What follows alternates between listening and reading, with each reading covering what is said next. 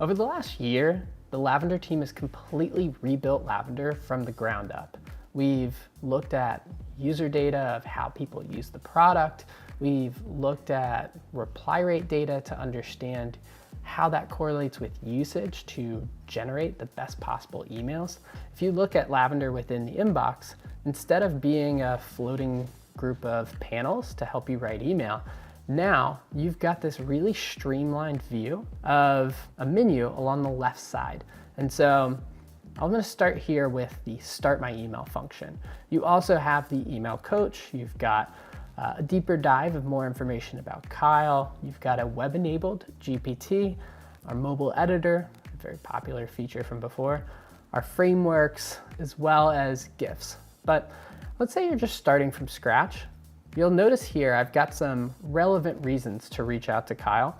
What Lavender's doing is we go out and we look and see what are going to be some of the top reasons that you might want to reach out to this person, and we just feed them over to you. So I can take this Q1 earnings report, and Lavender on the back end is going to generate what we think is a valid reason for reaching out based off of what we know about the report.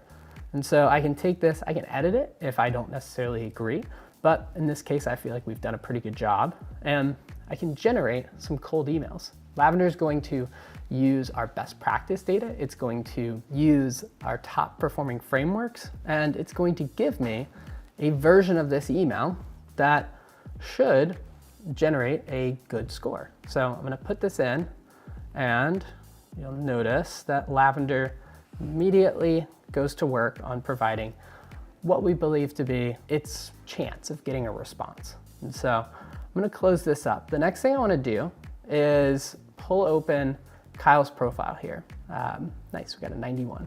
So I'm going to pull open Kyle's profile. You'll notice I've got information about Kyle, information about Kyle's company. Getting responses these days is harder than ever, and I want to make sure that you have access to as much context as possible, right?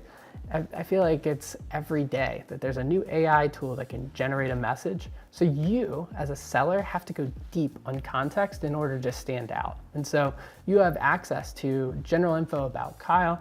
You've got access to Kyle's social media posts, podcasts that Kyle's been on, an understanding of Kyle's personality. You've got past work history, CRM insights from past conversations you've had. You've even got the call recordings available to you without having to leave the inbox. And so you can use all of these things to further add depth and context to whatever email you're writing. You also have information about the company, right? So let's say I want to look at certain job openings. Maybe for me, an analyst role is really important when I'm thinking about my outreach. Well, I can pull that up really fast, and we can also generate emails alongside this context. But the next thing I want to show you is the web-enabled GPT. So let's say you've got questions about the personalization data that you brought up. Let's say you want to understand how that impacts the persona that you're reaching about. Or maybe you just want to dig a little bit deeper into the market to understand if there's any interesting trends. In this case, I'm going to use why would MongoDB be worried about FY25 after a strong Q4? What Lavender's going to do is it's going to take this question. It's going to go search the web. It's going to use AI agents to summarize everything it found across the web and generate a good response for why we think that that could be the case. And so in this example, it came back with at least a starting point for us to go off of. I can try different prompts to potentially get a different answer, but I can also just ask it about like persona related questions. I can even continue to dig deeper with it to show you a deeper glimpse of what's going on in the back end. Now, the next thing I want to show is the email coach, but this email is already a 91, right? And if you look at Lavender data, you'll know that a 91 has a pretty good chance of getting a response. So I want to use a different email example to show you just how Lavender here can coach up your writing and make it really easy to do so. You'll see here this email score is a 79. It needs a little work, right? And so Lavender is going to show you all of the issues with this email, and anything that you see in here, we can provide ways to help, right? Even if it's something as simple as what it looks like on a mobile phone. You know, your reader, by the way, is 8 times more likely to have their first readout of your email on a phone. And so this big bulky paragraph is getting in the way. We can make it much easier for somebody to read that. And what you'll notice is after making those adjustments, the score is going to improve up to an 84. So just 2 keystrokes and we're already increasing our chance of a reply. But there's still quite a lot to be done, right? And so while I can go suggestion by suggestion and find new ways to write sentences, we've introduced a much faster way to get to a better email. And so what we're going to do is we're going to take that email, we're going to apply our top frameworks, best practices, and we're going to rewrite the email for you. So I can now take this copy and I'm going to put it in, delete the old email.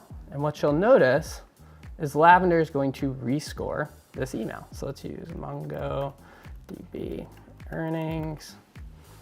And with that, the score is improved up to a 94. Now, there's still things to improve. You'll see here, I've almost spent 10 minutes writing this email.